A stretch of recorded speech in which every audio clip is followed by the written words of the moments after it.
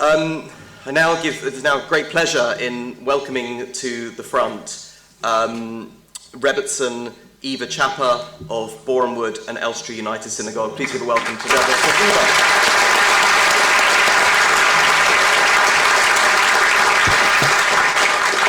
I'd like to add my thanks to everybody who's involved in organising this evening and to Jeremy for inviting me to speak.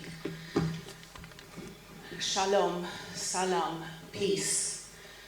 The Talmud explains the entire Torah is for the sake of the ways of shalom. Maimonides teaches, great is peace, as the whole Torah was given in order to promote peace in the world. As it says, her ways are pleasant ways, and all her paths are peace. We gather here this evening to remember those who were murdered in a horrific act of terrorism in Israel. We pray for the return of the hostages and for the healing of those who are injured, and for the safety and well-being of our soldiers and all the Jewish people. Our lives have been shaken. Not only do we face a physical war, but our very existence and right to live freely as a Jew feels at risk. Our tiny country, the state of Israel, the only place we can run to if needed, is under threat. And not only have our lives been shaken, but for some of us, our faith too. It's enough, it's too much to bear. Just a few months ago, we united to mourn the tragic murder of Lucy D. and her daughters Maya and Rena, who before moving to Israel lived up the road in Radlett. May their memories be for a blessing. I remember Rabbi Leo D. sharing a message how we should say shalom to each other, how important this simple greeting can be. It connects people. Peace connects people. His faith and strength continues to be a shining example to all of us. It's also beautiful to see the support we're being shown, some of us, by other faiths, whether they're friends, workmates, even strangers. But we cannot ignore that we are now facing a war that the IDF has an incredibly challenging and tactical job ahead of them. And whilst they physically fight, we do what we can to spiritually fight. There are psalms being said around the clock, extra prayers during the daily services, gatherings in people's homes to pray. Some of you may know that I have 3 sons in Israel. One is currently in his 2nd year of learning in a further education of Jewish studies, the yeshiva. And 2 of them were called up on Saturday morning, October 7th. We received a knock at the door at 7 a.m.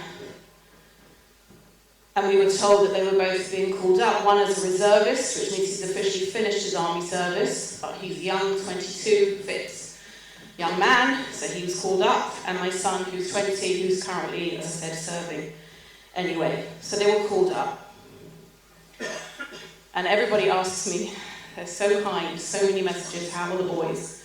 So just to clear that up at this moment, one of them, the oldest one, he has his phone, and he sends us, when he's not having to deal with dark and dangerous events, he sends us videos of him singing and dancing with his fellow soldiers. It's really heartwarming. Our other son does not have access to his phone, and we don't know when we'll next hear from him. I know he'll be fine, and I pray for him.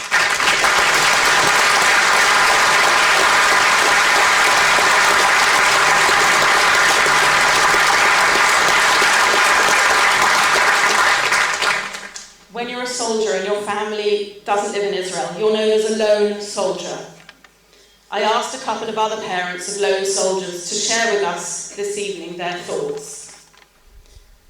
One family said, "We are so proud of all the IDF soldiers who are putting their lives at risk, not just for the state of Israel, but for every Jew and decent person in the world who values the right to exist. Sanctity of life and freedom to live in a world without fear or discrimination.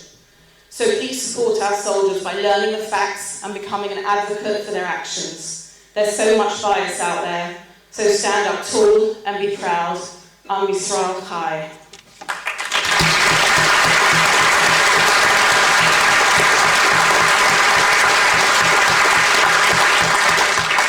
And another mother of a lone soldier told me this. When I asked my son what he needs most, he said things like, "The knowledge that those that love us believe in us, that your pride and support is bigger than your fear for us." He's told me many times he can sense the fear even if I don't express it. He reminds me over and over that he's trained for this, and he's trained to the highest standard in the world, and it's better that we believe and have confidence in the army and their capability than to slate them for any areas of weakness. And my own boys tell me not to worry. They're protecting our country and our people.